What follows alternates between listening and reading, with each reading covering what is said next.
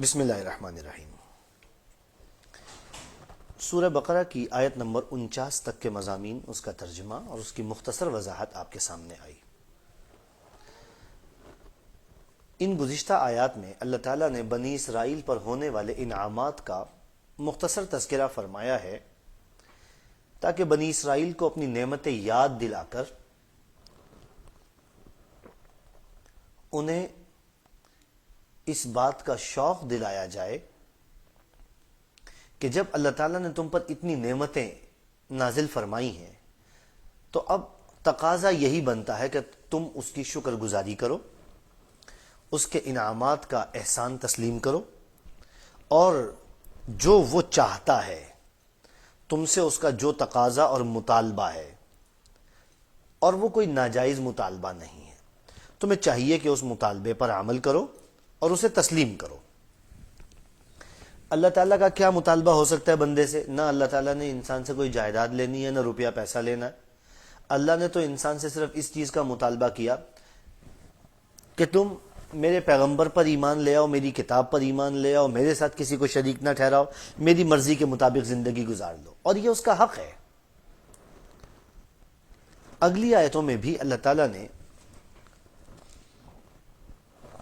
بنی اسرائیل پر ہونے والے کچھ انعامات کا ذکر فرمایا ہے۔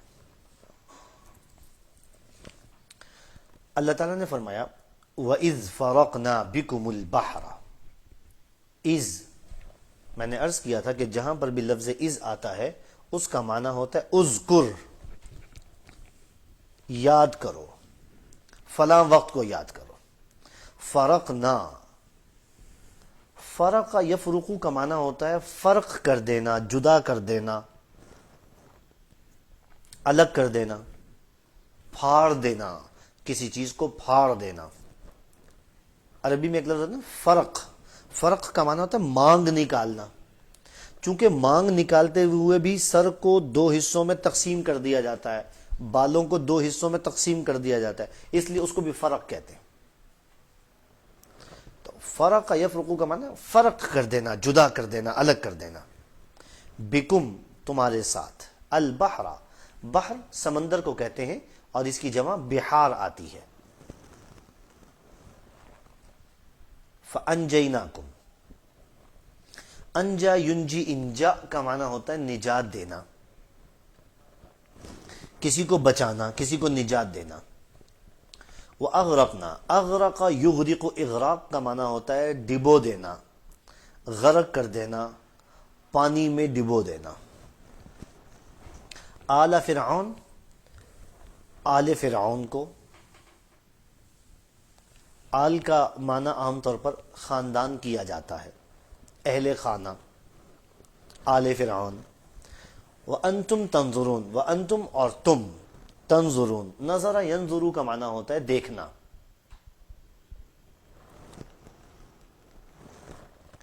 آیت کا ترجمہ یہ ہوا وَإِذْ فَرَقْنَا بِكُمُ الْبَحْرَ، اس وقت کو یاد کرو جب ہم نے تمہارے لیے سمندر کو پھاڑ دیا۔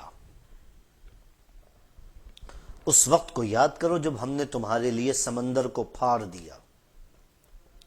فَأَنْجَيْنَاكُمْ، پھر ہم نے تمہیں نجات عطا فرمائی۔ فَأَنْجَيْنَاكُمْ، پھر ہم نے تمہیں نجات عطا فرمائی۔ وَأَغْرَقْنَا آلَ فِرْعَوْنَ وَأَنْتُمْ تَنْظُرُونَ، اور ہم نے آل فرعون کو غرق کر دیا جبکہ تم دیکھ رہے تھے۔ اور ہم نے آل فرعون کو غرق کر دیا جبکہ تم دیکھ رہے تھے۔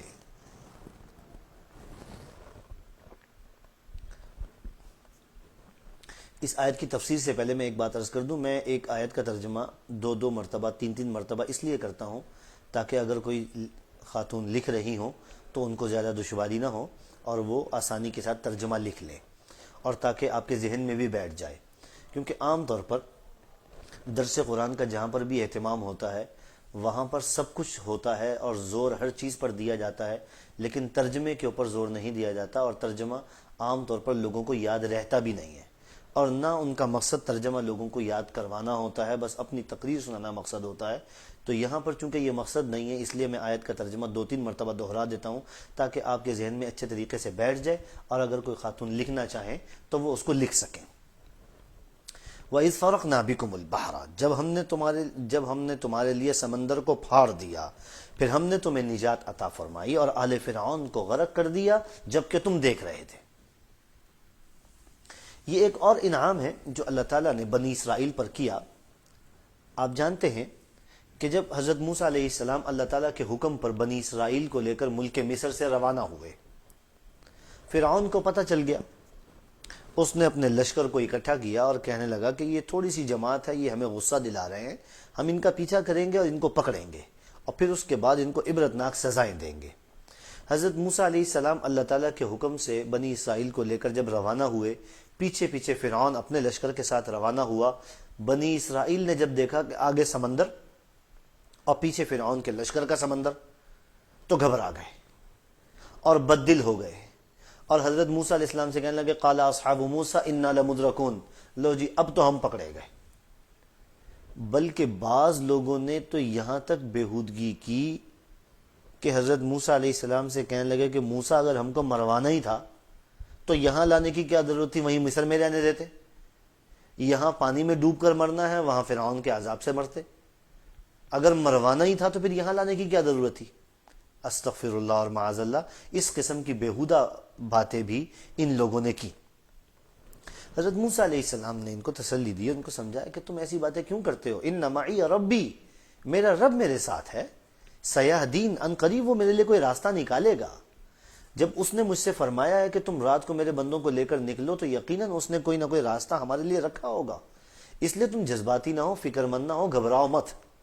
چنانچہ وہی ہوا، اللہ تعالیٰ کی طرف سے حکم آیا، حضرت موسیٰ علیہ السلام نے دریا پر اپنی لاٹھی ماری، پروردگار عالم نے اس بہتے دریا کے اندر راستہ بنا دیا، یوں معلوم ہوتا جیسے پانی کو پھاڑ کر اس میں سے جو ہے وہ راستہ نکالا ہے۔ دائیں طرف کا پانی دائیں طرف رہ گیا، اور بائیں طرف کا پانی بائیں طرف رہ گیا، درمیان میں خشک راستہ بن گیا، اور اس درمیان کے ایریے میں، درمیان کے حصے میں پانی کا ایک قطرہ نہیں۔ حضرت موسیٰ علیہ السلام نے اللہ کے حکم سے بنی اسرائیل سے کہا کہ چلو بھئی اب اس میں جو ہے وہ اترو۔ بنی اسرائیل انہوں نے اپنے گھوڑے، اپنی سواریاں اس میں ڈال دی، اللہ تعالیٰ نے ان کو پار اتروا دیا۔ اب صورتحال یہ تھی کہ ادھر سے حضرت موسیٰ علیہ السلام دریا پار اتر رہے تھے اور ادھر سے فرعون کا لشکر نہایت قریب پہنچ چکا تھا۔ حضرت موسیٰ علیہ السلام کے لشکر کا آخری آدمی اس نے دریا کے پار اپنا قدم رکھا، اور فرعون کے لشکر کے پہلے آدمی نے دریا کے اندر قدم رکھا، اور ادھر سے فرعون اپنے ہمراہیوں کو، اپنے لشکریوں کو، اپنے درباریوں کو، اپنے وزیروں اور مشیروں کو بتا رہا، دیکھو میری طاقت، دیکھا میں نے جو ہے وہ سمندر میں راستہ بنا دیا۔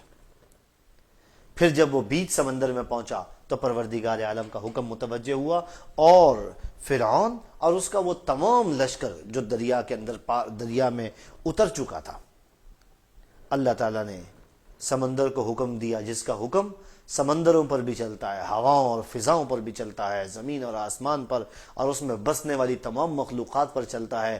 اس پروردگار نے سمندر کو حکم دیا، دریا کو حکم دیا، اس کا پانی جو پہلے ایک جگہ پر ہو گیا تھا، دائیں طرف کا دائیں طرف رہ گیا تھا اور بائیں طرف کا بائیں طرف رہ گیا، موجیں مل گئیں اور فرعون کا سارا لشکر سمیت فرعون کے پانی میں غرق ہو گیا۔ ادھر وہ لوگ جو حضرت موسیٰ علیہ السلام کے ساتھ بنی اسرائیل تھے، جو فرعون کے ظلم اور تسلط سے نجات حاصل کرنے کے لیے نکلے تھے، وہ لوگ دریا کے اس پار کھڑے سارا منظر دیکھ رہے ہیں۔ ان کی نگاہوں کے سامنے یہ منظر تھا کہ جس خشکی کے علاقے سے ابھی ابھی ہم گزر کر آئے ہیں، اس خشکی کے علاقے کے اندر ابھی ہماری آنکھوں کے سامنے دیکھتے ہی دیکھتے پورے کا پورا لشکر ڈوب کر جو ہے وہ غرق ہو گیا، اور اس کو کوئی بچانے والا نہیں۔ یہ بنی اسرائیل کے لوگ اپنی آنکھوں کے سامنے یہ منظر دیکھ رہے تھے۔ اب غور کرنا چاہیے کہ آخر وہ کون سی ذات ہے جس نے موسیٰ اور بنی اسرائیل کے لیے، ان کی قوم کے لیے، سمندر میں ان کے لاٹھی مارنے سے راستہ بنا دیا، معجزہ ظاہر ہو گیا حضرت موسیٰ علیہ السلام کا۔ اور جب ایک اور لشکر اس پانی کے اندر اس خشک جگہ کے اوپر اترا، ایک خشک جزیرے میں اترا، تو کون ہے جس نے اس پانی کو ملایا؟ یہ فرعون بنی اسرائیل کا دشمن تھا، اور اس نے بنی اسرائیل کو ایسی ایسی تکلیفیں پہنچائی تھی جو کسی بھی قوم کو ختم کرنے کے لیے کافی سے زیادہ ہوتی ہیں۔ ان تمام چیزوں کو بنی اسرائیل اپنی آنکھوں سے دیکھ رہے تھے۔ وہ جانتے تھے کہ حضرت موسیٰ علیہ السلام برحق نبی ہیں، اور یہ معجزہ اللہ تعالیٰ نے ہماری آنکھوں کے سامنے دکھا دیا۔ اس قدر عظیم معجزہ دیکھا، اگرچہ فرعون کا سارا لشکر ڈوب گیا، اور اللہ تعالیٰ نے فرعون کے وجود کو نجات عطا فرما دی، اس کے جسم کو بچا لیا اللہ نے، اور مقصد یہ تھا کہ دنیا بھر کے بادشاہوں کے لیے نشان عبرت بنے، سامان عبرت بنے، اور دنیا بھر کے ملوک و بادشاہ اور سلاطین اس کو دیکھ کر عبرت حاصل کریں، جو سمجھتے ہیں کہ اقتدار کا تاج ان کے سر پر ہمیشہ سجا رہے گا، یہ اقتدار ان کا ساتھ دے گا، اور یہ اقتدار ہمیشہ سدا ان کے ساتھ رہے گا۔ جو اقتدار فرعون کا نہ ہو سکا، اپنے تمام تر اختیارات کے باوجود سمندر کا پانی اس کے اقتدار اور اختیار سے مرعوب نہ ہو سکا، اور اس نے اس کو غرق کر دیا، اس کو ڈبو دیا، ساتھ میں اس کے اقتدار کا سورج بھی غروب ہو گیا، تو پھر سمجھ لینا چاہیے کہ دنیا کے کسی بادشاہ کا اقتدار ہمیشہ اور پائیدار رہنے والا نہیں ہے۔ دنیا کے ہر بادشاہ کا اقتدار ختم ہونے والا ہے۔ آج بھی فرعون کی لاش موجود ہے، آج بھی فرعون کا لاشا مصر کے میوزیم کے اندر موجود ہے، اور میں نے باقاعدہ اس کی تصویر دیکھی ہے، آپ نے بھی دیکھی ہوگی اس کی تصویر، اس کی تصویر جو ہے وہ دستیاب ہے، موجود ہے، بذات خود اس کا اپنا وجود موجود ہے۔ اور مقصد اللہ تعالیٰ کا یہ تھا لِتَكُونَ لِمَنْ خَلْفَكَ آیَةً، تاکہ تو اپنے بعد آنے والوں کے لیے، اپنے پیچھے والوں کے لیے نشان عبرت بن جائے۔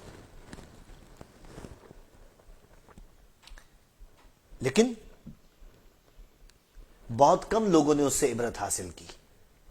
آج جس آدمی کو اقتدار مل جاتا ہے، اختیار مل جاتا ہے، کوئی عہدہ اور منصب مل جاتا ہے، وہ سمجھتا ہے کہ یہ سدا میرے ساتھ رہنے والا ہے، کسی اور کے ساتھ اس اقتدار نے وفا کی ہو یا نہ کی ہو، میرے ساتھ تو ضرور وفا کرے گا۔ ای خیال است و محال است و جنو، یہ نہیں ہو سکتا۔ ہر اقتدار پر زوال آنا ہے، ہر اختیار پر فنا اترنی ہے، سوائے ایک ذات عالی شان کے، کہ اس کا اقتدار اور اس کا اختیار ہمیشہ باقی رہنے والا ہے۔ وہ وہی ہے جو اعلان کرے گا لمن الملک اليوم، آج کس کی بادشاہی ہے، آج کس کی سلطنت اور کس کی حکومت ہے۔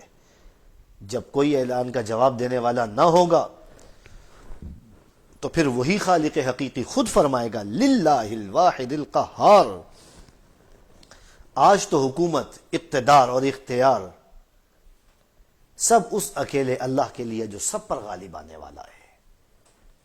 اللہ تعالیٰ نے بنی اسرائیل کو یہ نعمت یاد دلائی، دیکھو کتنی عظیم نعمت ہے، تم کو کتنے بڑے دشمن سے نجات دلائی، تمہاری آنکھوں کے سامنے دیکھتے ہی دیکھتے جس راستے سے تم گزر کر آئے تھے اسی راستے میں تمہارے دشمن کو غرق کروا دیا، اور تم خود بھی سمجھتے ہو کہ یہ دن تمہارے لیے بڑا عظیم دن ہے۔ یہودی لوگ اس دن کو اپنی عید کے طور پر مناتے تھے، اس دن بڑی تعظیم کرتے تھے۔ یہ 10 محرم کا دن تھا، یہ 10 محرم کا دن تھا، اور 10 محرم کو بنی اسرائیل کے لوگ روزہ رکھا کرتے تھے، یہودی لوگ روزہ رکھا کرتے تھے۔ نبی علیہ السلام جب مدینہ منورہ تشریف لائے تو دیکھا کہ یہودی 10 محرم کا روزہ رکھتے ہیں۔ نبی علیہ السلام نے ان سے پوچھا بھئی یہ تم 10 محرم کا روزہ کیوں رکھتے ہو؟ انہوں نے بتایا کہ جی ھذا یوم عظیم، یہ ایک بڑا عظیم دن ہے، اس دن اللہ تعالیٰ نے موسیٰ اور بنی اسرائیل کو فرعون سے اس کے تسلط سے نجات عطا فرمائی تھی. فرعون اور اس کے لشکریوں کو دریا میں غرق کیا تھا. اس لیے ہم روزہ رکھتے ہیں 10 محرم کو اس کی یاد میں. نبی علیہ السلام نے فرمایا اچھا پھر موسیٰ کا تو ہم پر حق زیادہ بنتا ہے, ہمارا موسیٰ کے ساتھ زیادہ تعلق ہے, ہم بھی روزہ رکھیں گے. پھر یہودیوں کی مشابہت سے بچنے کے لیے ایک دن آگے یا ایک دن پیچھے کا روزہ رکھنے کا ساتھ میں حکم فرمایا. میں عرض یہ کرنا چاہتا ہوں بنی اسرائیل خود تسلیم کرتے تھے اس بات کو کہ یہ دن بڑا اہم دن ہے. اللہ تعالیٰ نے اس دن ان لوگوں کو اتنا عظیم انعام عطا فرمایا.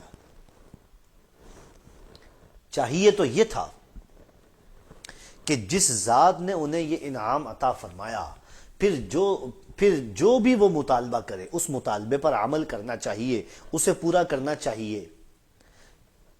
اللہ کی طرف سے یہ مطالبہ تھا کہ تم رسول اکرم صلی اللہ علیہ وسلم پر ایمان لاؤ گے, ان کے ساتھ دشمنی, عداوت اور بغض کا معاملہ نہیں کرو گے. لیکن دنیا جانتی ہے کہ روز اول سے یہودیوں نے نبی علیہ السلام کی نبوت کو تسلیم نہیں کیا, اور آج بھی ان یہودیوں نے نبی علیہ السلام کی نبوت کو تسلیم نہیں کیا, اور یہی مسلمانوں کو سب سے زیادہ نقصان پہنچانے والے, یہی مسلمانوں کے سب سے بڑے دشمن ہیں. یہ میں نہیں کہتا, آپ پڑھیں گے 6 پارے کی آخری آیت میں اللہ تعالیٰ نے فرمایا لَتَجِدَنَّ أَشَدَّ النَّاسِ عَدَاوَةً لِلَّذِينَ آمَنُوا الْيَهُودِ وَالَّذِينَ أَشْرَكُوا, تم مسلمانوں کی عداوت میں سب سے زیادہ سخت اور مضبوط یہودیوں کو پاؤ گے, اور دوسرے نمبر پر مشرکوں کو. سب سے زیادہ بڑا دشمن مسلمانوں کا یہودی ہے, اور اس کے بعد دوسرے نمبر پر مشرک. آپ دیکھ لیں اس وقت دنیا میں یہی صورتحال ہے یا نہیں. یہودی کس طرح سے مسلمانوں کے اوپر مظالم ڈھا رہے ہیں. فلسطین کے اندر کیا ہو رہا ہے, غزہ اور بیت المقدس میں کیا ہو رہا ہے. پھر ہم سمجھتے ہیں کہ پوری دنیا کے اوپر عیسائیوں کی کرسچن حکومت ہے. حقیقت ایسی نہیں ہے.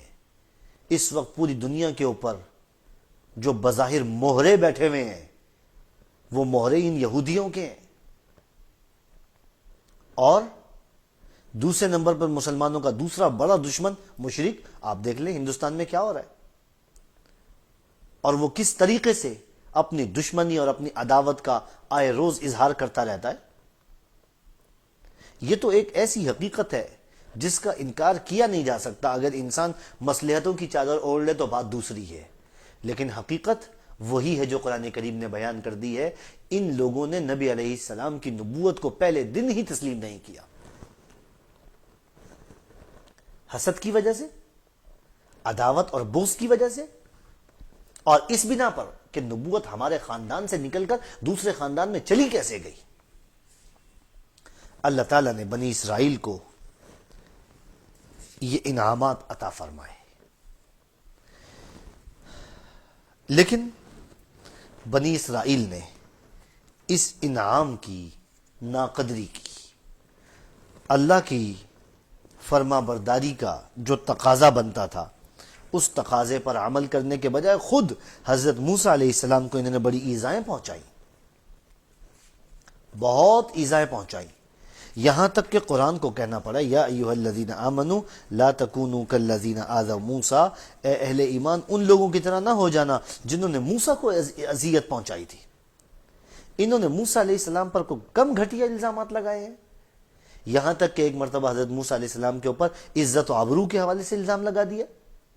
وہ تو خدا نے معجزہ دکھایا اور جس عورت کے ساتھ ان کو ملوث کرنا چاہا تھا اسی نے ساری صورتحال بتا دی, اسی نے اصل حقیقت بیان کر دی, ورنہ ان لوگوں نے تو اپنی طرف سے کوئی کسر نہیں چھوڑی تھی.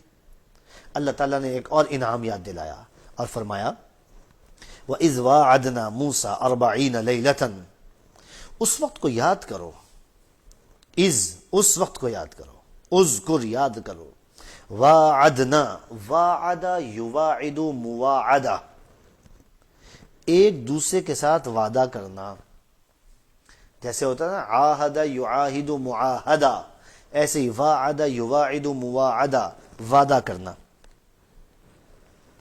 40 معنی 40. موسیٰ تو حضرت موسیٰ السلام کا نام ہے. 40 40. لیلتن رات. ثم پھر اتخذتم تم نے پکڑ لیا، تم نے بنا لیا، تم نے پکڑ لیا. العجلہ، عجلہ کہتے ہیں بچڑے کو، عجل بچڑے کو کہتے ہیں. من بعدہ اس کے بعد، وانتم اور تم، ظالمون ظالم کی جمع ہے، مانا نا انصافی کرنے والا، ظلم کرنے والا، حد سے تجاوز کرنے والا. ثم پھر، عفونا، عفا یعفو کا معنی ہوتا ہے معاف کرنا، درگزر کرنا. عنکم تم سے، من بعد ذالک اس کے بعد، ذالک اس میں اشارہ ہے، اشارہ کرنے کے لیے آتا ہے اس کے بعد. لعلکم تاکہ تم، تشکرون شکر یشکرو کا معنی ہوتا ہے شکر کرنا، کسی کا احسان مند ہونا. دونوں آیتوں کا ترجمہ یہ ہو گیا. وَإِذْ وَاعَدْنَا مُوسَىٰ 40 لَيْلَةً، اور اس وقت کو یاد کرو جب ہم نے موسیٰ سے 40 راتوں کا وعدہ لیا. اور اس وقت کو یاد کرو جب ہم نے موسیٰ سے 40 راتوں کا وعدہ لیا. ثم اتخذتم العجل من بعدہ، پھر تم نے ان کے پیچھے بچڑے کو معبود بنا لیا. ثم اتخذتم العجل من بعدہ، پھر تم نے ان کے پیچھے، کن کے پیچھے؟ حضرت موسیٰ علیہ السلام کے پیچھے، پھر تم نے ان کے پیچھے بچڑے کو معبود بنا لیا. وَأَنْتُمْ ظَالِمُونَ، اور تم ہی ظالم تھے، اور تم ہی ظالم تھے. ثم عفونا عنکم من بعد ذلک، پھر اس کے بعد بھی ہم نے تمہیں معاف کر دیا. ثم عفونا عنکم من بعد ذلک، پھر اس کے بعد بھی ہم نے تمہیں معاف کر دیا، تم سے درگزر کیا. لعلکم تشکرون، تاکہ تم شکر ادا کرو. لعلکم تشکرون، تاکہ تم شکر ادا کرو. اصل میں جب حضرت موسیٰ علیہ السلام بنی اسرائیل کو لے کر دریا پار اتر گئے اور کچھ وقت گزر گیا، بنی اسرائیل کے لوگ مطمئن ہو گئے اور ان کو اطمینان نصیب ہوا، تو اب ضرورت اس بات کی تھی کہ ان لوگوں کی رہنمائی کے لیے ایک دستور، ایک آئین مرتب کیا جائے. حضرت موسیٰ علیہ السلام سے اللہ تعالیٰ نے فرمایا کہ اچھا تم ہمارے پاس کوہ طور پر آؤ، 30 دن اور 30 راتیں ہمارے یہاں قیام کرو، پھر ہم تم کو کتاب ہدایت عطا کریں گے، تورات عطا فرمائیں گے، اس میں زندگی گزارنے کے تمام آداب، تمام شرائط، تمام احکامات تفصیل کے ساتھ درج ہوں گے، تم نے اس پر عمل کرنا ہے. حضرت موسیٰ علیہ السلام اپنی قوم کے لوگوں کو سمجھا بجھا کر، نہایت تسلی دے کر 30 دن کے لیے کوہ طور پر تشریف لے گئے. مقصد یہ تھا کہ حضرت موسیٰ علیہ السلام میں پروردگار سے ہم کلام ہونے کی صلاحیت پیدا ہو جائے اور وہ اللہ تعالیٰ سے براہ راست ہم کلام ہونے کا شرف حاصل کر سکیں.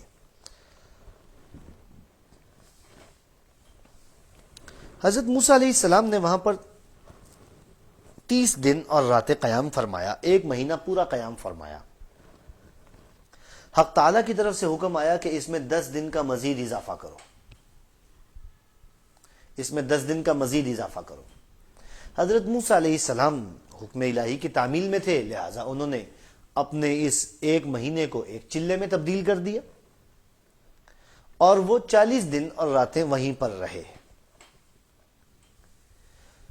اس کے بعد اللہ تعالیٰ نے حضرت موسیٰ علیہ السلام کو تورات عطا فرمائی، لکھی ہوئی کتاب کی شکل میں اس کی تختیاں عطا فرمائی۔ قرآن کریم سے ہمیں اس کا ثبوت ملتا ہے۔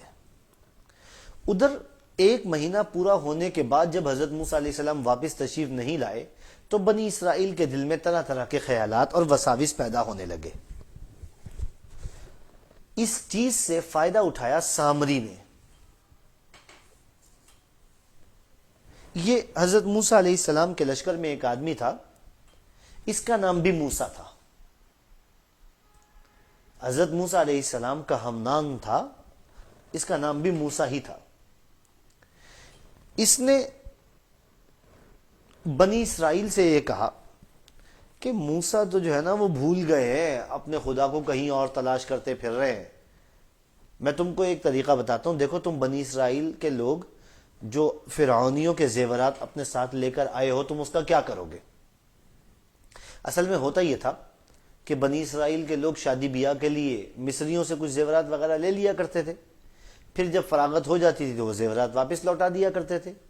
کچھ لوگوں کے پاس اس طرح کے زیورات رکھے رہ گئے تھے کہ درمیان میں خروج کا واقعہ آ گیا اور وہاں سے نکلنا پڑ گیا، تو یہ ان کو ان کے زیورات واپس دیے بغیر ہی واپس آ گئے۔ اب اس موقع کے اوپر سامری نے، جس کو کہانیوں میں ہم بچپن میں پڑھتے تھے، اس کو جادوگروں کا خدا کہا جاتا تھا معاذ اللہ، اور جو ہے وہ اس کو جادوگروں کا بہت بڑا جادوگر سمجھا جاتا تھا۔ اس کے حوالے سے بڑی فرضی کہانیاں مشہور ہیں، واللہ علم اس میں حقیقت کتنی ہے، سچ کتنا ہے اور جھوٹ کتنا ہے۔ میں عرض یہ کرنا چاہتا ہوں کہ اس سامری نے بنی اسرائیل کے لوگوں سے کہا کہ وہ جو زیورات تم بنی آل فرعون کے لے آئے اور تم نے ان کو واپس نہیں کیے، اس کا حل یہ ہے کہ ان کو آگ میں ڈال دو، جلا دو۔ تمہارے پاس یہ چیز نہیں رہنی چاہیے، عاریت کی چیز تمہارے پاس نہیں رہنی چاہیے، اسے آگ میں ڈال دو، جل جائیں گے، راکھ ہو جائیں گے، بیکار ہو جائیں گے، تمہارے ذمے سے بوجھ اتر جائے گا۔ چنانچہ ان لوگوں نے اپنے اپنے زیورات آگ میں ڈال دیے۔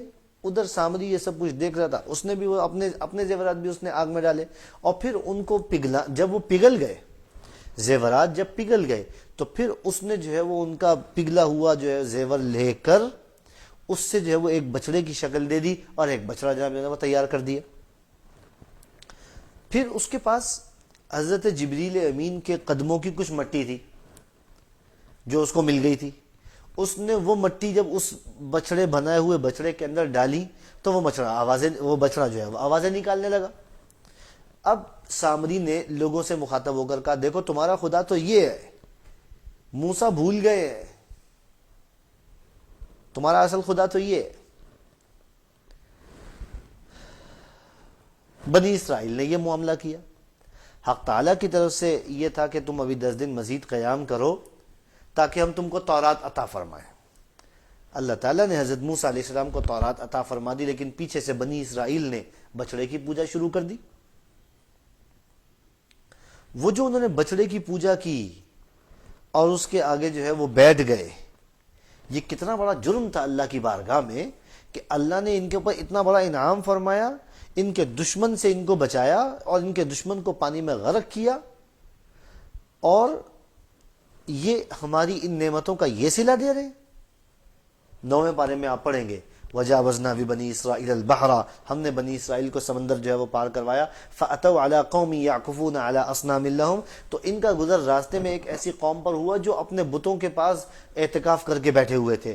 یہ کیا کہنے لگے؟ قالوا، کہنے لگے، یا موسیٰ اجعل لنا الہا کما لہم آلہہ، موسیٰ ہمارے بھی ایسے خدا مقرر کر دو جیسے ان کے خدا ہیں۔ وہ چیز، وہ تصور جب بچڑے کی شکل میں متشکل ہو کر ان کے سامنے آیا تو ان کے دلوں کو اطمینان مل گیا، اور ان میں شرک اور بت پرستی نے اور گمراہی نے جڑ پکڑ لی۔ یہ جرم ناقابل معافی تھا، لیکن اس کے باوجود پروردگار عالم نے ان کے اس جرم کو بھی معاف فرما دیا۔ ان کے اس جرم کو بھی معاف فرما دیا۔ مقصد یہ تھا کہ چلو اب بھی ان کے دل میں اللہ کی نعمتوں کے شکر کا احساس پیدا ہو جائے اور یہ اللہ کی نعمتوں کا شکر ادا کرنے والے بن جائے۔ مقصد یہ تھا۔ لیکن اس کے ساتھ ساتھ چونکہ جرم بہت بڑا تھا اس لیے اللہ کی طرف سے سزا بھی آئی.